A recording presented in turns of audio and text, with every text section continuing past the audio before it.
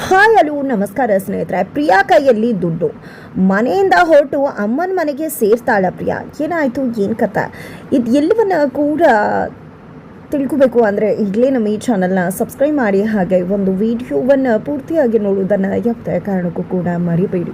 ಮನೆಯಲ್ಲಿ ಯುಗಾದಿ ಸಂಭ್ರಮದಂದು ಇಲ್ಲಿ ಮನೆಯಲ್ಲಿ ಗಿರಿಜ್ ಅವರು ಯಾವುದೇ ರೀತಿ ಸಿದ್ಧತೆ ಮಾಡಿಕೊಂಡಿಲ್ಲ ಹಬ್ಬ ಆಚರಿಸೋದಕ್ಕೆ. ಆದರೆ ಆಲ್ರೆಡಿ ಪ್ರಿಯಾ ಎಲ್ಲ ಸಿದ್ಧತೆ ಮಾಡಿಕೊಂಡು ಮನೆಯವರು ಎಲ್ಲರನ್ನ ಕೂಡ ಕರೆದು ಯುಗಾದಿ ಹಬ್ಬದ ಶುಭಾಶಯಗಳನ್ನು ತಿಳಿಸಿ ಎಲ್ರಿಗೂ ಬೇವು ಬೆಲ್ಲವನ್ನು ಕೊಡಲಿಕ್ಕೆ ಮುಂದಾಗ್ತಾರೆ.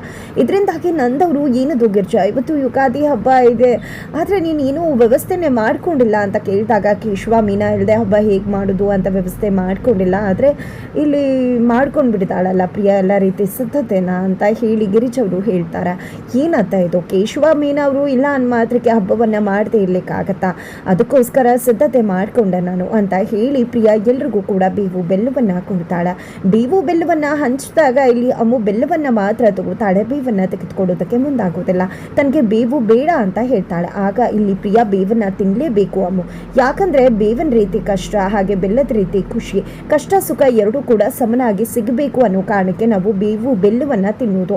ನೀನು ಕೂಡ ಕಷ್ಟ ಸುಖ ಸಮನಾಗಿ ಸಿಗ್ಲಿ ಅಂತ ಹೇಳಿ ಬೇವು ಬೆಲ್ಲವನ್ನ ತಿನ್ನು ಅಂತ ಹೇಳಿ ಪ್ರಿಯಾ ಹೇಳ್ತಾರೆ.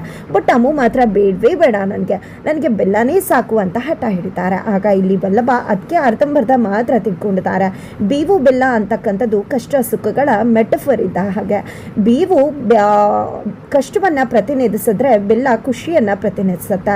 ಇಲ್ಲಿ ಕಷ್ಟ ಅಂತಕ್ಕಂಥದ್ದು ಬಂದಾಗ ನಾವು ಯಾವುದೇ ರೀತಿ ಜಗ್ಗದೆ ಕುಗ್ಗದೆ ಕಷ್ಟವನ್ನು ಧೈರ್ಯವಾಗಿ ಎದುರಿಸಬೇಕು ಅಂತ ಬೇವು, ಅದೇ ಖುಷಿ ಬಂದಾಗ ಹಿಗ್ಗದೆ ಅದನ್ನು ಸರಿಸಮಾನವಾಗಿ ಸ್ವೀಕರಿಸಬೇಕು ಅಂತ ಹೇಳಿ ಬೆಲ್ಲ ಹೇಳ್ಕೊಡುತ್ತೆ ಅಂತ ಹೇಳಿ ಬೇವು ಬೆಲ್ಲದ ಒಂದು ಅರ್ಥವನ್ನು ಇಲ್ಲಿ ವಲ್ಲಭ ತಿಳಿಸ್ಕೊಡ್ತಾರೆ. ತದನಂತರ ಇಲ್ಲಿ ದೇವಸ್ಥಾನಕ್ಕೆ ಹೋಗಬೇಕು, ಇವತ್ತು ಪೂಜೆ ಮಾಡಿಸಿ ಬರೋಣ ಅಂತ ಅಂದ್ಕೊಂಡಿದ್ದ ಗಿರಿಜ್ ಅವರು ಪ್ರಿಯಾಳನ್ನು ಕರೀತಾರೆ. ಆದರೆ ಪ್ರಿಯಾ ಮಾತ್ರ ನಾನು ಆಲ್ರೆಡಿ ದೇವಸ್ಥಾನಕ್ಕೆ ಹೋಗಿ ಬಂದಿದ್ದೀನಿ ಅಂತ, ನೀವು ಮಾತ್ರ ಹೋಗಿ ಬನ್ನಿ ಅಂತ ಹೇಳಿದಾಗ ಸರಿ ಆಯಿತು ಅಂತ ಹೇಳಿ ಇಲ್ಲಿ ಗಿರಿಜಾ ಮತ್ತೆ ಅಮ್ಮು ಇಬ್ರು ಕೂಡ ದೇವಸ್ಥಾನಕ್ಕೆ ಹೊರಡ್ತಾರೆ. ಆ ಒಂದು ಸಮಯದಲ್ಲಿ ನಂದ ಅವರು ಗಿರಿಜ್ ಅವ್ರನ್ನ ಕೂಗ್ತಾರೆ. ಬಟ್ ಗಿರಿಜ್ ಅವ್ರಿಗೆ ಅದು ಕೇಳಿಸೋದಿಲ್ಲ, ಹೊರಟು ಬಿಡ್ತಾರೆ.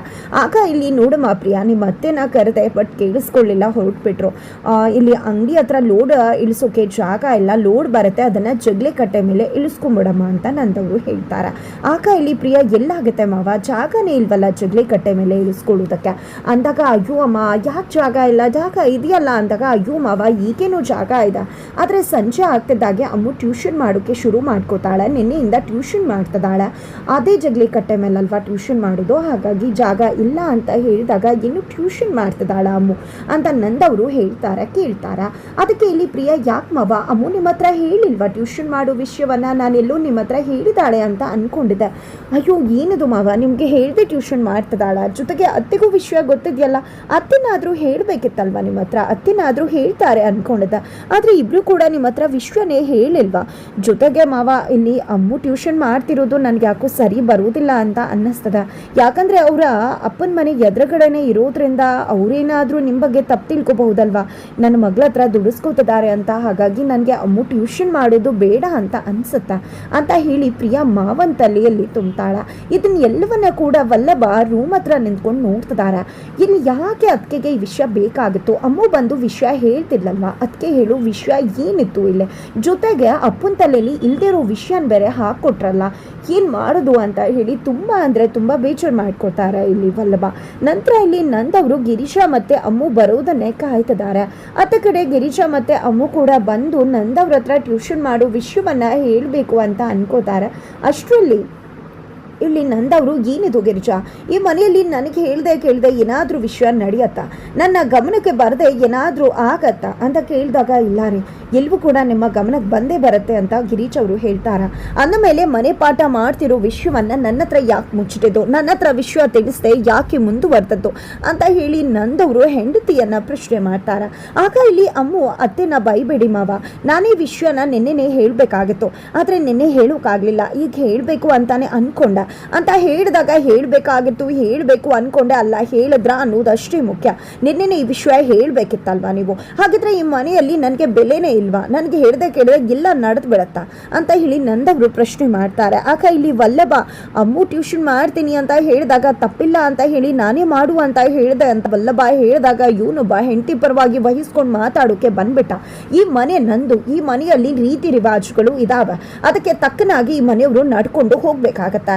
ಜೊತೆಗೆ ಈ ಮನೇಲಿ ಏನಾಗಬೇಕು ಏನು ನಡಿಬಾರ್ದು ಅನ್ನೋದು ತೀರ್ಮಾನ ಮಾಡೋನು ನಾನು. ನನ್ನ ಒಂದು ಯಾವುದೇ ಒಪ್ಪಿಗೆ ಇಲ್ಲದೆ ಈ ಮನೇಲಿ ಏನು ನಡಿಕೊಡ್ದು. ಈ ಮನೆ ರೀತಿ ರಿವಾಜುಗಳಿಗೆ ತಕ್ಕನಾಗಿ ಇರೋದಕ್ಕೆ ಸಾಧ್ಯ ಆಗದೆ ಇದ್ರೆ ಈ ಮನೆಯಲ್ಲಿ ಇರೋ ಅವಶ್ಯಕತೆ ಅವರು ಇಲ್ಲ ಅಂತ ಹೇಳಿ ನಂದವರು ಖಡಕ್ಕಾಗಿ ಹೇಳ್ಬಿಡ್ತಾರೆ. ಜೊತೆಗೆ ಇನ್ನು ಮುಂದೆನಾದ್ರೂ ಎಚ್ಚರಿಕೆಯಿಂದ ಇರು, ಇದೆಲ್ಲ ನಿನ್ನಿಂದಾನೇ ಆಗ್ತಿರೋದು, ತಲೆ ಮೇಲೆ ಕೂರಿಸ್ಕೋತಾ ಇದೆಯಾ, ಮೊದಲು ಯಾರನ್ನ ಎಲ್ಲಿಡ್ಬೇಕು ಅನ್ನೋದನ್ನ ನೋಡ್ಕೋ ಅಂತ ಹೇಳ್ಬಿಟ್ಟು ಹೊರಟು ಬಿಡ್ತಾರೆ ನಂದವರು. ಈ ಒಂದು ಮಾತು ಅಮ್ಮುಗೆ ಬೇಜಾರು ತರಿಸುತ್ತೆ. ಗಿರಿಜವರು ಅಮ್ಮನ ಸಮಾಧಾನ ಮಾಡಿದ್ರೆ ಇಲ್ಲಿ ಅಮ್ಮು ಅತ್ತೆಗೆ ನನ್ನಿಂದ ಬೇಜಾರಾಗಿದೆ, ನನ್ನಿಂದ ಅವ್ರು ಬಯಸ್ಕೊಂಡಿದ್ದಾರೆ ಅಂತ ಅತ್ತೆಯನ್ನ ಸಮಾಧಾನ ಮಾಡ್ತದಾಳ. ಆದ್ರೂ ಕೂಡ ಇಲ್ಲಿ ಅಮ್ಮಗೆ ಒಂದೇ ಒಂದು ಪ್ರಶ್ನೆ ಕಾಡ್ತದೆ, ಯಾರು ಈ ವಿಷಯನ ನನಗಿಂತ ಮುಂಚೆ ಹೋಗಿ ಮಾವನ ಹತ್ರ ತಿಳಿಸಿದ್ದು ಅಂತ ಹೇಳಿ. ಇತ್ತ ಕಡೆ ಪ್ರಿಯಾ ಅಮ್ಮನ ಮನೆಗೆ ಹೊರಡೋದಕ್ಕೆ ಸಿದ್ಧವಾಗಿದ್ದಾಳೆ. ಯಾಕಂದ್ರೆ 1,00,000 ರೂಪಾಯಿಯನ್ನ ಮಾಧವ್ ಅವರು ಪ್ರಿಯಾ ಕೈಗೆ ಕೊಟ್ಟು ಇದನ್ನ ಅಪ್ಪನ ಮನೆಗೆ ತಲುಪಿಸ್ಬಿಡು ಅಂತ ಹೇಳಿದ್ದಾರೆ. ಇಲ್ಲಿ ಮಾವನಿಗೆ ಅಮ್ಮು ವಿಷಯವನ್ನ ಹೇಳ್ತಕ್ಕಂಥ ಪ್ರಿಯಾಗೆ ಪಾಪ ತಾನು 1,00,000 ರೂಪಾಯಿನ ಅಪ್ಪನ ಮನೆಗೆ ತಗೊಂಡು ಹೋಗ್ತಾ ಇದ್ದೀನಿ, ಮಾಧವ್ ಅವ್ರ ಹತ್ರ ದುಡ್ಡು ಇಸ್ಕೊಂಡಿದ್ದೀನಿ, ಅಪ್ಪ ಮನೆಗೆ ಸಹಾಯ ಮಾಡ್ತಿದ್ದೀನಿ ಅನ್ನೋ ವಿಷಯವನ್ನ ಮಾತ್ರ ಪಾಪ ಹೇಳೋದಕ್ಕೆ ಗೊತ್ತಾಗ್ಲೇ ಇಲ್ಲ ಅಂತ ಅನ್ಸುತ್ತೆ.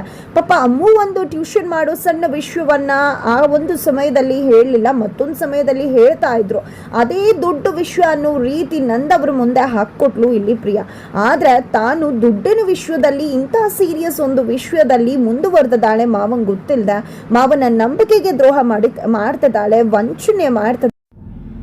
ಆದ್ರೆ ಅದು ಇಲ್ಲಿ ಪ್ರಿಯಾಗೆ ದೊಡ್ಡದಾಗಿ ಪಾಪ ಕಾಣಿಸ್ತಾ ಇಲ್ಲ. ಇಲ್ಲಿ ಪ್ರಿಯಾ ದುಡ್ಡನ್ನ ತಗೊಂಡದ್ದೆ ಅತ್ತೆ ಹತ್ರ ಹೋಗಿ ಅಪ್ಪ ಅಮ್ಮನ ನೋಡ್ಬೇಕು ಅನಿಸ್ತದೆ, ನೋಡ್ಕೊಂಡು ಬರ್ತೀನಿ ಅಂತ ಹೇಳಿ ಸುಳ್ಳು ಹೇಳಿ ಮನೆಯಿಂದ ದುಡ್ಡು ತಗೊಂಡು ಹೊರಡೋದಕ್ಕೆ ಸಿದ್ಧವಾಗಿದ್ದಾಳೆ. ಅತ್ತ ಕಡೆ ವಲ್ಲಭ ಅಪ್ಪನ ಬಗ್ಗೆ ತುಂಬಾ ಬೇಜಾರು ಮಾಡ್ಕೊಂಡಿದ್ದಾರೆ. ಅಪ್ಪ ಯಾವಾಗ್ಲೂ ಕೂಡ ವಿದ್ಯಾದಾನ ಮಹಾದಾನ ಅಂತ ಹೇಳ್ತಾರೆ, ಆದ್ರೆ ಅದೆಲ್ಲ ಬರೀ ನೆಪ ಮಾತ್ರಕ್ಕ, ಬಾಯಿ ಮಾತಕ್ಕ, ಜಸ್ಟ್ ನೀತಿ ಪಾಠಕ್ಕೆ ಮಾತ್ರನ. ಇವತ್ತು ಅಮ್ಮ ಏನ್ ತಪ್ಪು ಮಾಡಿದ್ಲು ಅಂತ ಅಪ್ಪ ಆ ರೀತಿ ಎಲ್ಲ ರೇಗ್ಬೇಕಾಗತ್ತು. ಜೊತೆಗೆ ಇಲ್ಲಿ ಅಪ್ಪ ಯಾವಾಗ್ಲೂ ಯಾಕೆ ನನ್ನ ಮನೆ ಅಂತ ಹೇಳ್ತಾನೆ ಇರ್ತಾರೆ. ಹಾಗಿದ್ರೆ ನಾವು ಅವ್ರ ಮಕ್ಕಳಲ್ವಾ, ನಮ್ಗಿಲ್ಲಿರೋ ರೈಟ್ಸ್ ಅಲ್ವಾ, ಮನೆ ಯಾಕೆ ಕಟ್ತೀವಿ, ಹೆಂಡತಿ ಮಕ್ಳ ಜೊತೆ ಇರಬೇಕು ಅಂತ ತಾನೆ. ಆದ್ರೆ ಅಪ್ಪ ಯಾಕೆ ನನ್ನ ಮನೆ, ನಾನು ಹೇಳಿದ್ದೆ ನಡಿಬೇಕು ಅಂತ ಹೇಳುದು, ನಾನು ಕೂಡ ಮನೆ ಕಟ್ತೀನಿ ಅನ್ನೋ ರೀತಿಯಲ್ಲಿ ವಲ್ಲಭ ತನಗೆ ತಾನೇ ಸವಾಲನ್ನ ಹಾಕುತ್ತಿದ್ದಾರೆ. ಇತ್ತ ಕಡೆ ಕೇಶವ ಮೀನಾ ಇಬ್ರು ಕೂಡ ಸಮಯವನ್ನ ಕಳಿಬೇಕು ಅನ್ಕೊಂಡ್ರು. ಅಲ್ಲೂ ಕೂಡ ನಂದ ಅವರು ಕೇಶವನ್ ಕೆಲಸ ಹೇಳಿ ಅದಕ್ಕೂ ಕೂಡ ಅವಕಾಶ ಮಾಡಿಕೊಡ್ತಿಲ್ಲ. ಇಲ್ಲಿ ನಂದವರು ಎಲ್ಲರನ್ನ ಕೂಡ ಎದುರು ಹಾಕೋತಿದ್ದಾರೆ. ಇತ್ತ ಕಡೆ ಪ್ರಿಯಾ ಮಾವನ ಜೊತೆನೆ ಇಟ್ಕೊಂಡು ಮಾವನ ಬೆನ್ನಿಗೆ ಚೂರಿ ಹಾಕ್ತಾ ಇದ್ರೆ ಅಲ್ಲಿ ಮಕ್ಕಳು ಮಾವನ್ಗೆ ಅಪ್ಪನ್ಗೆ ರೆಸ್ಪೆಕ್ಟ್ ಮಾಡ್ತಾರೆ. ಬಟ್ ಆದ್ರೂ ಕೂಡ ಇಲ್ಲಿ ವಲ್ಲಭ ಅವರ ಒಂದು ನಂದವರ ಒಂದು ಕೋಪ, ಕ್ಷಣದ ದುಡುಕು ನಿಜಕ್ಕೂ ಎಲ್ಲರ ಮನಸ್ಸಿಗೆ ಬೇಜಾರು ತರಿಸ್ತದ. ಇದೆಲ್ಲದರ ನಡುವೆ ಇಲ್ಲಿ ಬ್ಯಾಗ್ ಅನ್ನ ತೆಗೆದುಕೊಂಡು ಮನೆ ಹೊಸ್ಲನ್ನ ದಾಟ ಬಿಡ್ತಾಳ ಪ್ರಿಯಾ, ಅಥವಾ ವಲ್ಲಭನ ಕೈಗೆ ಸಿಕ್ಕ ಬೀಳ್ತಾಳ ಅನ್ನೋದನ್ನ ಕಾದು ನೋಡ್ಬೇಕಾಗ.